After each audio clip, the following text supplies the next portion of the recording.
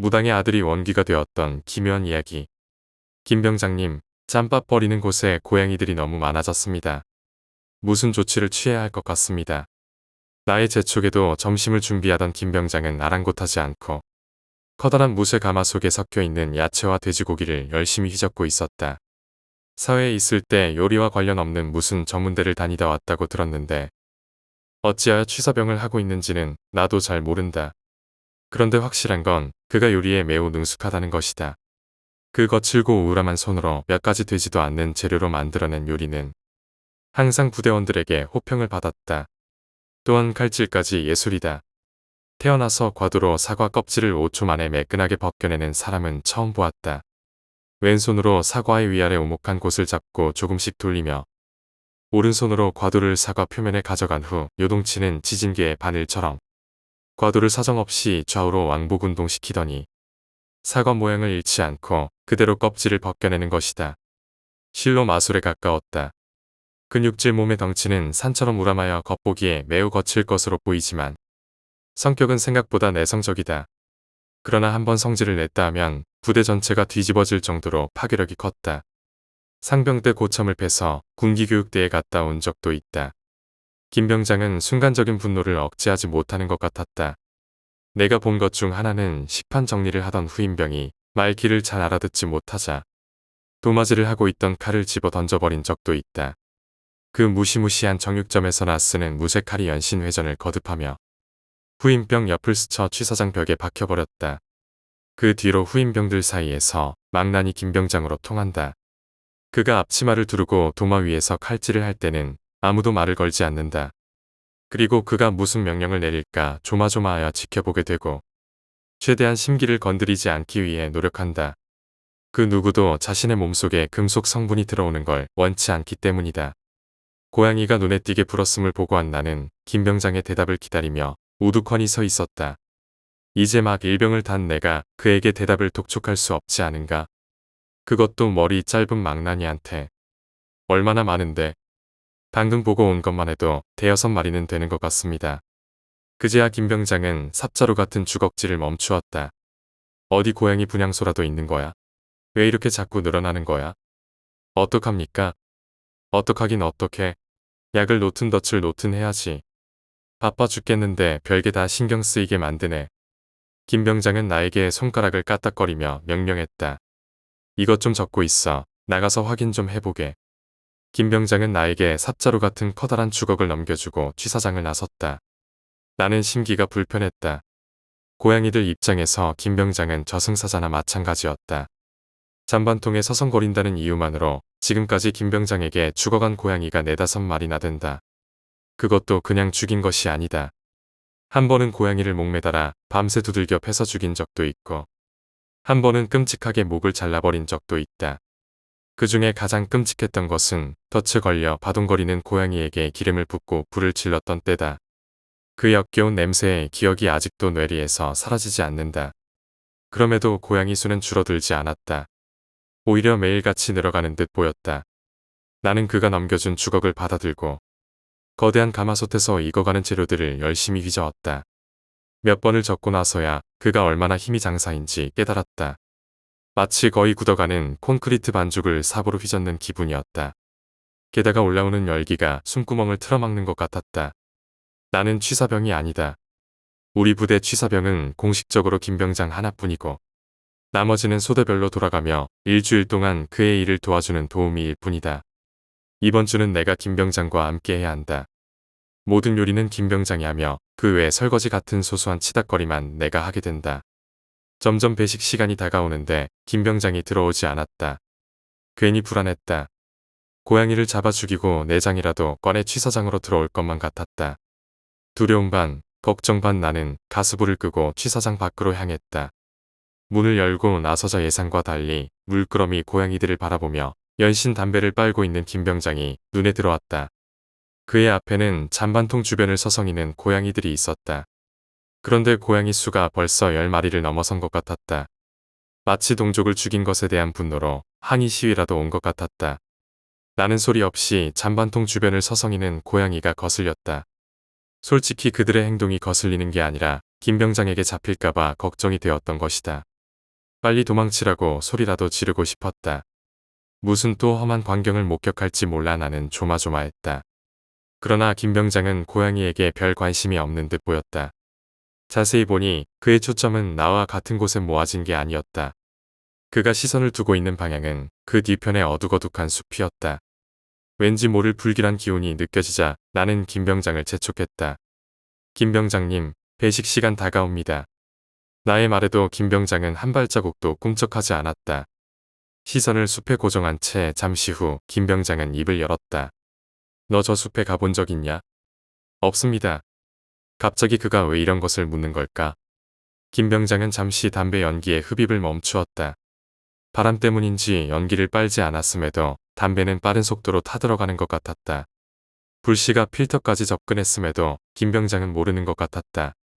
무엇인가 넋이 나간 사람처럼 김병장은 그곳을 향한 시선을 풀지 않았다. 기묘한 기운이 온몸을 감싸고 돌았다. 특히 눈에 띄게 그 수가 불어난 고양이가 찝찝한 기분을 더욱 돋우는 것 같았다. 나는 다시 한번 김병장을 일깨웠다. 김병장님, 배식 시간 다가옵니다.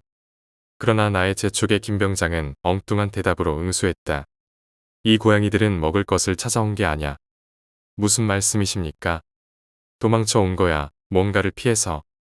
내가 김병장의 정체를 궁금해하기 시작했던 것은 그때부터였던 것 같다. 김병장은 숲을 향한 시선을 풀지 않은 채 말을 이었다. 고기 다 볶았으면 펀에서 배식판에 올려놔. 나는 다시 취사장으로 향했다. 고기가 다 익었음을 확인한 나는 엄청난 양의 제육볶음을 배식판에 퍼내기 시작했다. 한참을 퍼내고 있던 그때 나의 눈에 들어온 뭔가가 보였다. 150여 명 정도가 먹을 수 있는 국을 끓일 수 있는 가스버너가 달린 커다란 조리기였다. 구형 오르간처럼 생긴 스테인리스 재질의 조리기구이다. 뚜껑을 열면 안에 빈 공간이 있고 그곳에 여러 재료를 넣는다. 그리고 뒤편에 설치된 가스버너를 켜서 가열하면 국이 되는 것이다. 보통 국이 다 끓여지면 열기를 식히기 위해 뚜껑을 열어놓는데 뚜껑 위 선반에 놓인 검은색 걸레가 눈에 들어왔다. 버너 주변의 이물질을 닦는 걸레인데 본래의 색깔은 검은색이 아닌 것이다. 그런데 조리기 위에 선반도 조리기처럼 스테인리스 재질이라 미끄럽기는 마찬가지였다. 설마 불길한 예감은 적중해 버리고 말았다.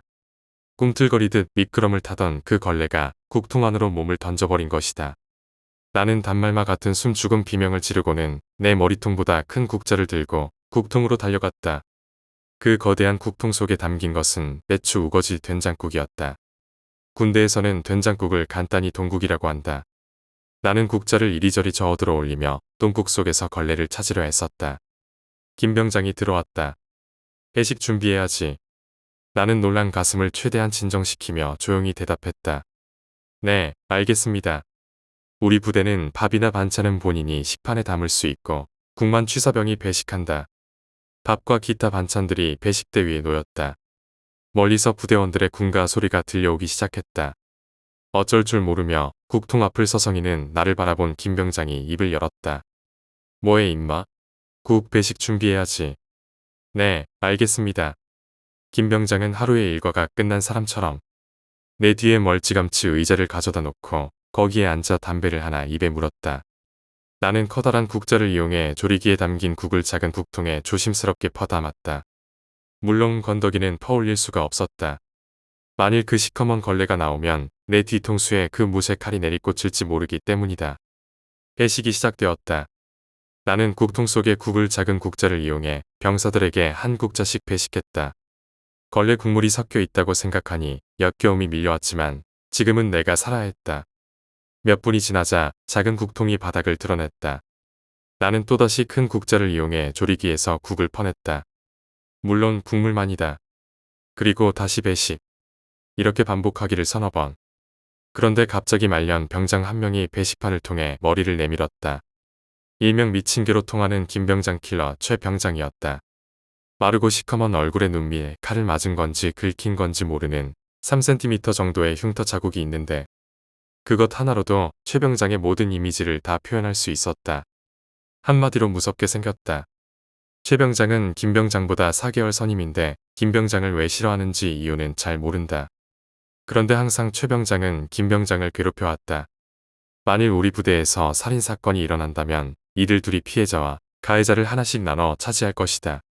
최 병장이 나에게 김 병장을 찾았다. 김창식이 어딨어? 왜 그러십니까?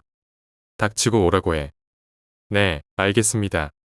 미친 개와 망나니 사이에서 나는 별로 할 수 있는 게 없었다. 단지 외줄 타기하듯 아슬아슬하게 중심을 잡으며 목숨을 부지하는 것뿐이었다. 불려온 김 병장은 최 병장에게 물었다. 왜 그러십니까? 오늘 국 메뉴 뭐야? 동국입니다. 그런데 왜 국에 건더기가 없어? 우거지랑 여러 가지 많이 넣었습니다. 네 눈으로 봐. 뭐가 있나? 최 병장은 옆에 놓여있던 식판을 들이밀었다. 건더기가 하나도 없는 국물. 말없이 국을 바라보던 김 병장이 나를 돌아봤다. 무서웠다. 그 눈빛 취사장 살인사건의 피해자가 될 듯한 기분이었다. 나무 토막처럼 나는 얼어붙었다. 너 어떻게 배식한 거야? 꺼져. 배식은 내가 한다. 제가 다시 하겠습니다. 꺼져. 그는 조리기로 다가가더니 팔을 걷어 올렸다. 언젠가 저 새끼 이곳에 집어넣어 국물을 우려내고 말 거다라고 혼잣말로 중얼거렸다. 그러더니 그의 우악스러운 손에 들려진 커다란 국자가 연신 조리기 속에 우거지를 퍼내기 시작했다. 그 우거지가 들어 올려질 때마다 나는 심장의 기능이 하나씩 마비되는 것 같았다. 작은 국통이 바닥을 보일 때마다 김 병장은 나에게 보란듯이 조리기에서 국통으로 건더기를 퍼올렸다. 그렇게 반복하기를 몇 차례. 드디어 조리기 속을 휘젓던 국자를 따라 길고 시커먼 무언가가 따라 올라왔다. 그 걸레였다. 심장이 멎는 것 같았다. 김 병장도 어이가 없는지 부릅뜬 눈으로 그것의 정체가 무엇인지 확인하기 바빴다. 몇 초가 지났을까? 김 병장이 갑자기 고개를 휙 돌려 나를 바라보았다. 김 병장은 잠시 나를 노려보더니 입을 열었다. 넌 못 본 거다. 그러더니 국자에 걸려 나온 그 시커먼 걸레를 조리기 안으로 깊이 쑤셔 넣었다. 이 새끼 도대체 뭐하는 놈이지? 나는 행여나 머릿속에 생각이 입 밖으로 튀어나올까봐 입을 굳게 다물었다. 자정이 넘어서자 오초소 주변으로 짙은 어둠이 피어올랐다. 원래 취사병 도우미는 근무를 열애시켜주는데 부대원 며칠 파견 훈련 나가는 바람에 인원이 부족하게 되었다. 조금 전까지만 해도 달빛이 조명 역할을 해줬었는데 그마저도 이 깊은 산중에서는 오래가지 못하고 능선 뒤편 어딘가로 사라져버렸다. 전방을 주시하고 있는 나의 뒤에서 초소바닥에 엉덩이를 깔고 앉아 전상병은 손톱 손질에 여념이 없었다. 상병 마로봉인 전상병은 부대 내에서 군기 담당병으로 불렸다. 나는 늘 생각하는 것이 있었는데 우리 부대 고참들은 하나같이 다 무섭게 생겼다는 것이다. 전상병도 마찬가지였다. 도대체 전상병은 어디서 선텐을 하는지 얼굴은 시커멓게 그을려 있었고 까맣게 그을린 울퉁불퉁한 감자 덩어리에 두 개의 칼집을 낸 것처럼 찢어진 눈이 위치하고 있었으며 눈알의 크기를 짐작할 수 없을 만큼 두툼한 눈꺼풀이 눈알을 덮고 있었다. 세상의 모든 것을 다 먹어치울 듯한 큰 입과 그것의 균형을 맞추기라도 하듯 두툼한 입술이 막대 풍선처럼 포개져 있었다. 그러나 우악스러운 외모와 어울리지 않게 상당한 학구파였고 명문대를 다니다 온 사람이었다. 쥐 죽은 듯한 정막 속에서 사각거리는 손톱 갈리는 소리만이 지금 들려오는 유일한 소음이었다. 주변 분위기도 그럴싸한데 내가 무서운 얘기 하나 해줄까? 이 오초소가 왜 있는지 아냐? 모르겠습니다. 갑자기 전상병은 내 뒤에서 기분 나쁜 웃음소리를 내뱉었다. 지금 내 뒤에 있어 볼 수 없지만 그는 분명 그 두터운 막대의 풍선 사이로 누런 이를 드러내고 웃고 있을 것이다. 그러고 보니 이 오초소는 조금 이상했다. 특별히 경계를 해야 될 시설물도 없고 사람들이 드나드는 곳도 아니었다.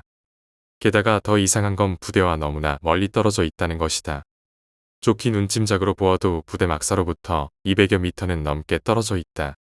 도대체 이런 고립된 산중에 누가 초소를 만들 생각을 했던 것일까? 전상병이 이야기하기 시작했다. 내가 자대 배치를 받고 얼마 후에 일어난 일이야. 부대에 정한수라는 이등병이 전입 왔어. 운전병 후반기 교육을 받고 온 놈인데 니미럴 자대 배치 다음 달에 일병을 달더라고. 내가 자대 생활을 2달이나 먼저 하고 있었는데 졸병이라고 온 놈이 내 고참이었던 거야. 기분 더러웠지. 그 자식은 체격도 왜소하고 삐쩍 말라서 힘도 없는 데다가 약간 모자란 놈이었어. 아침에 구보하면 항상 뒤처지기 일쑤였고 행군할 때도 항상 낙오됐었지. 나중엔 아예 그놈만 군장을 매지 않고 행군을 할 때도 있었다니까. 아니면 선탑 차량 운전을 했지. 일하는 것도 지랄 맞도록 느려 터졌고 항상 쉬운 일만 맡아서 했었지. 그놈 때문에 우리 동기들이 무지하게 고생했었지. 그놈이 할 일을 우리가 대신했었으니까. 게다가 말도 어눌해서 졸라 불쌍해 보였고 우리에게 고참 대접도 받기 힘들었지. 혹시나 사고라도 나서 죽을까봐 대대장은 그놈을 특별관리 대상으로 삼았지. 특별관리 대상이 뭡니까? 군대 부적응자가 혹시나 자살이라도 할까봐 감시병을 붙여두는 거지. 감시병이 고참이면 생활이 힘들 것 같으니까 보통은 같은 동기를 감시병으로 붙여두지. 그놈이 어딜 가든 쫓아다니는 거야. 심지어 화장실 가서도 감시병이 밖에서 1분 간격으로 노크를 하지. 보통 화장실에서 자살을 많이 하니까 살아있나 확인하기 위해서 그러는 거야. 그 자식 실제로 손목에 칼로 그은 듯한 흉터가 몇 개 있더라고. 전상병은 무슨 생각이 떠올랐는지 잠시 손톱 손질을 멈추었다. 그런데 그놈 진짜 이상했어. 소름 끼치도록 말이야. 전방을 주시하고 있는 내 뒤에서 진지한 말투를 내뱉고 있는 전상병이 왠지 무섭게 느껴졌다. 차라리 계속 손톱 손질하는 소리를 내주길 바랬다. 그 자식은 이상한 부적 같은 것을 항상 몸에 지니고 다니더라고. 어떤 건 모자 속에, 어떤 건 군화 속에, 어떤 건 군장 속에. 알고 보니까 걔 엄마가 무당이라고 그러더라고. 몸이 약한 아들이 군대에 있으니까 엄마가 정성 들여 부적을 써줬나 봐. 그런데 그건 우리가 보는 일반적인 부적이 아니었어. 종이도 붉은색인데다가 문양도 글자가 아니고 무서운 괴물 형상 같은 그림이 깨알같이 그려져 있었지. 아무도 그 부적의 용도에 대해 묻지 않았어. 보는 것만으로도 기분 나빴어. 게다가 특별관리 대상이라 아무도 걔한테 가까이 가려 하지 않았지. 걔한테는 연기가 느껴졌어. 그 썩어가는 몸뚱어리에 쓸만한 거라곤 눈이었어. 눈에서 무서울 정도로 광채가 돌았지. 사람을 꿰뚫어보는 듯한 그 두 눈. 그러던 어느 날이었어. 여기 5초소 자리는 원래 뒤산의 능선 줄기가 끝나는 곳이었지. 토질이 마사토라서 부대에서 이곳을 파내어 연병장이나 비포장도로에 깔기로 했지. 단순히 삽질로 능선 줄기 하나를 파낸다는 건 애초에 불가능했어. 그래서 대대장이 공병대에 요청을 해서 포크레인이 한 대 왔지. 능선 줄기만 파내어주면 나머지는 우리가 삽질을 하면 됐으니까. 일거리가 무지하게 많이 줄게 된 거지.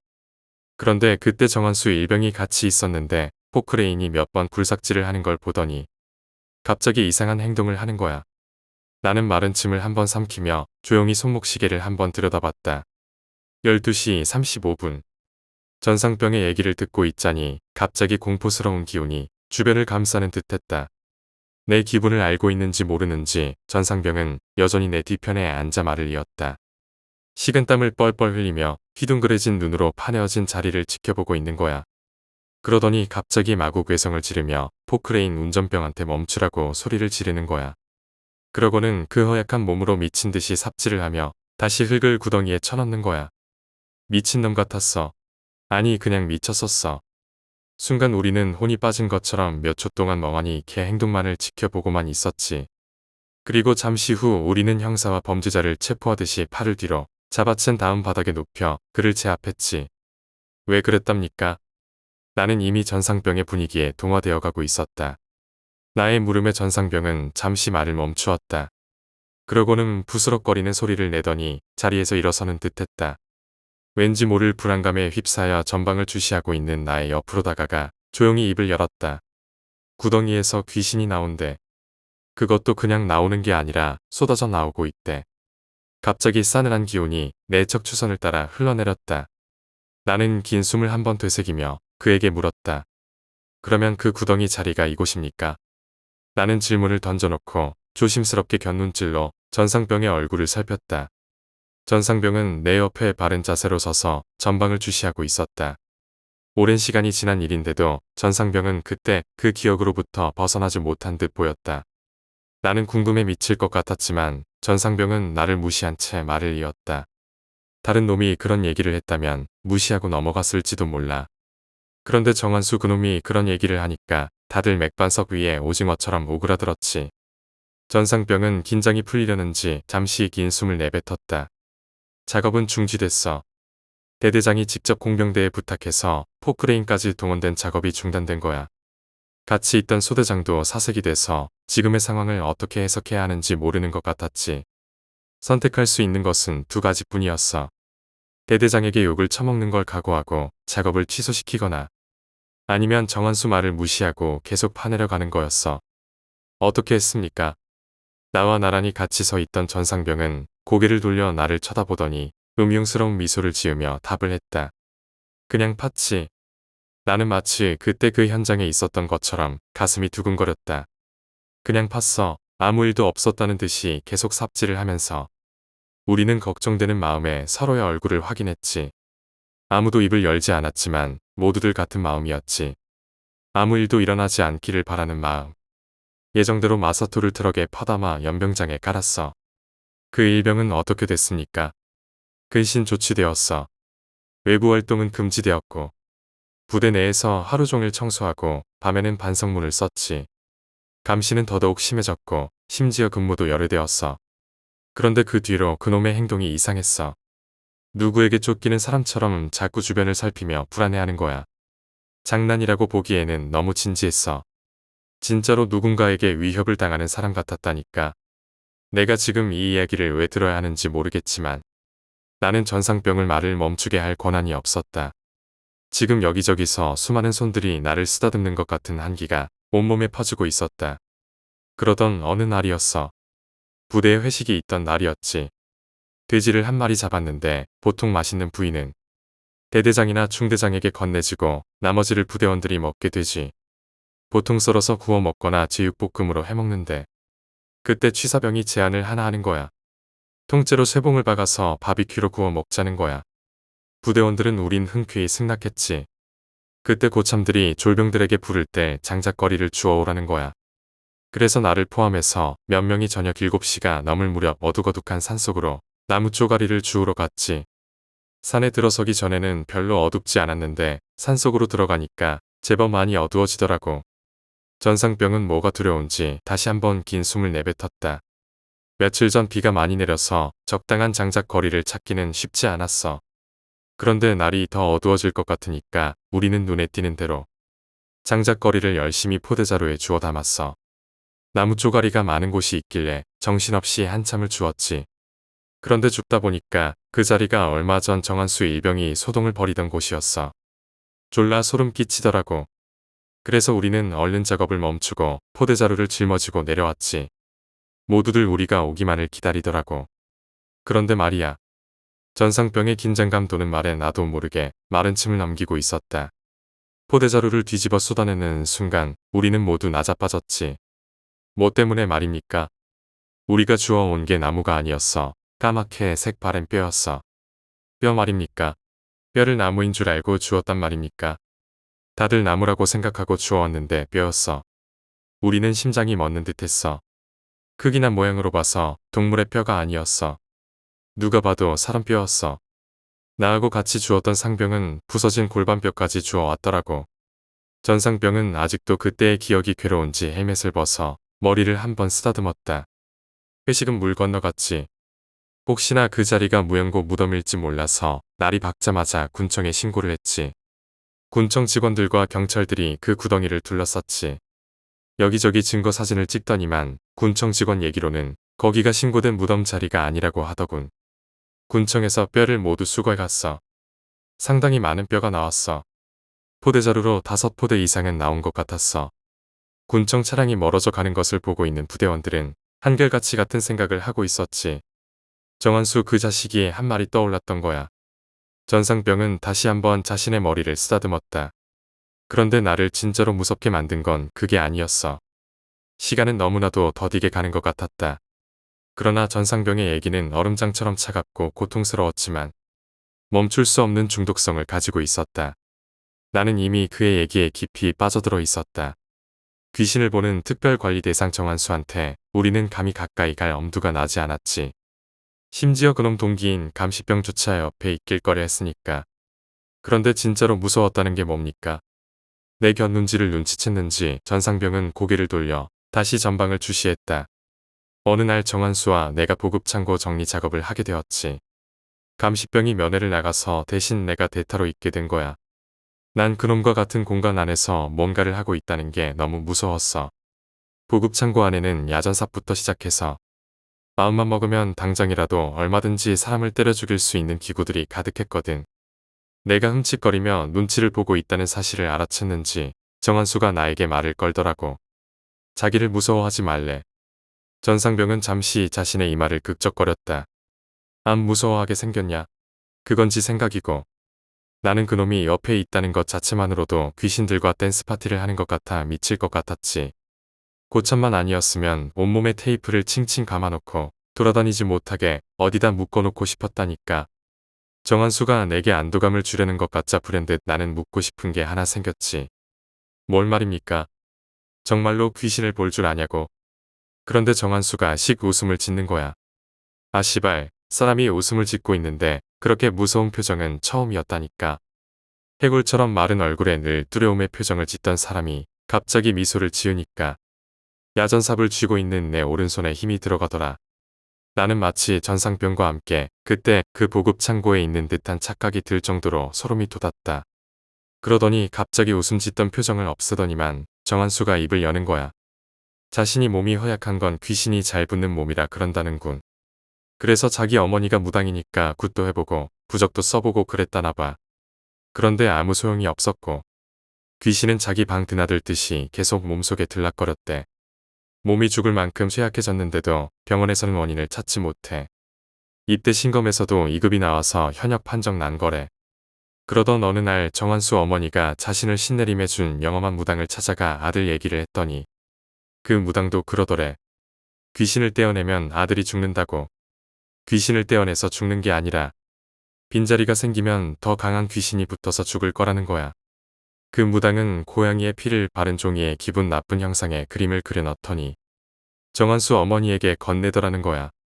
그러고는 그러더래. 몸이 돌아올 때까지 몇 년간 이겨내야 할 일이 있다는 거야. 정한수 어머니가 그게 무슨 말이냐고 하니까 그 늙은 무당이 하는 말이 전상병은 갑자기 말을 멈추더니 전방을 주시하고 있던 시선을 나에게 돌렸다. 왜 그러십니까? 나의 물음에 전상병은 마저 말을 이었다. 그 늙은 무당이 하는 말이 부적을 몸에 지니는 순간부터 귀신을 보게 될 거라는 거야.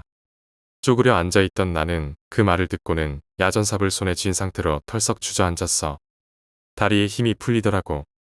도대체 그 무당이 정한수에게 무슨 짓을 한 걸까 생각해봤더니 그 무당이 정한수가 살 수 있도록 선택한 방법은 귀신을 보게 해서 정한수가 귀신을 피해 다니게끔 만든 거야.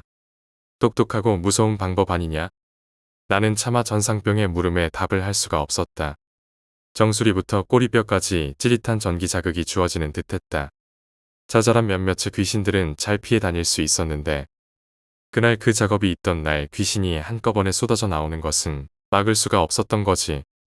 그래서 포크레인으로 작업했던 날 이후로 귀신에게 쫓겨다닌 겁니까? 아니, 쫓겨다닌 게 아니라 피해 다닌 거지. 그런데 문제는 그게 아니었어. 정한수가 무서운 얘기를 하나 하는 거야. 또 무슨 말입니까? 거기서 쏟아져 나온 귀신 중 하나가 김창식 일병한테 붙었다는 거야. 김창식 일병이라면? 그래, 취사병인 김창식 병장. 난 순간 숨이 턱 막히며 온몸에 다시 한번 소름이 돋았다. 그 소리를 듣는 순간 오금이 다 저리더라고. 어디서 시작되었는지 모르는 싸늘한 찬바람이 능선 골짜기를 쓸며 내려가고 있었다. 너 부대에서 가장 이상해 보이는 사람이 누구냐? 대답할 수는 없었지만 사실 난 제대로 정신이 박혀있는 부대원을 본 적이 없는 것 같았다. 내 눈에 보이는 것이라곤 정신병원을 집단 탈출한 환자들 뿐이었다. 너 김창식 병장의 과거를 아냐? 모릅니다. 그 사람 칼 다루는 것 본 적 있지? 김창식 일병 원래 특전사에서 특기병으로 있던 사람이야. 원래 특전사 요원들은 부사관들이고 행정은 보통 차출된 사병들이 하거든. 그런데 김창식 병장이 자대 배치를 받았을 때 배정 인원이 모두 다 찼었나 봐.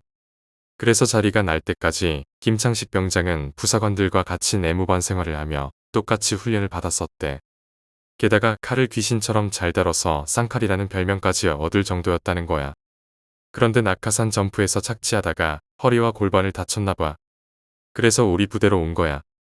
그것도 취사병으로 말이야. 그때 취사병이 한 명 있었는데 그 사람이 제대하면서 김창식 병장이 취사 일을 모두 떠맡았지. 그런데 너 김창식 병장 이상한 점 발견 못했냐? 이상한 점 말입니까? 너도 짧은 시간이지만 김창식 병장 계속 봐왔잖아. 고양이를 무지 싫어하는 것 같습니다. 그래, 고양이를 존나게 싫어해. 너도 알지? 고양이를 불태워 죽이기도 하고 어떤 때는 목을 잘라버리기도 하잖아. 너 이 부대 오기 바로 전에 존나 쇼킹한 일이 한 번 있었다. 지금도 쇼킹한데 뭐가 더 쇼킹하단 말인가? 사단본부에서 취사 검열이 나왔어. 배식 메뉴가 규정을 따르고 있는지, 위생 상태가 양호한지, 식자재는 안전하게 보관되고 있는지 이런 걸 검열하는 거지. 그때가 겨울이어서 동절기에는 물을 땅에 묻어야 하거든. 취사장 뒤편에 물을 묻는 장소가 있어. 그런데 검열관이 보기에 물을 묻은 무덤이 너무 커 보이는 거야. 검열관을 보조하던 선임하사도 의아해했지. 갑자기 무슨 생각이 들었는지 검열관이 그 흙무덤을 파보라는 거야. 그때 김창식 병장 얼굴이 약간 일그러지더라고. 땅이 꽁꽁 얼었는데 그걸 판다는 건 쉽지 않았지. 결국 곡괭이와 산만으로 그걸 팠어. 그런데 무가 묻혀있는 층 위에 큰 포대자루가 나오더라고. 거기서 뭐가 나왔는지 아냐? 고양이 말입니까? 아니, 고양이 뼈. 그것도 살을 발라낸. 그 살은 어디로 갔을까? 그것도 취사병이 발라낸 살. 나는 순간 토가 나올 것 같이 속이 부글거렸다. 김창식 병장은 자기도 모르는 일이라고 하더라고. 어떻게 보면 아주 심각한 일이 될 수도 있었는데 신경통에 효험이 있다고 해서 고양이 고기를 먹는 군인들도 있거든. 결국 경고 조치로 끝났지만 다들 알고 있었지.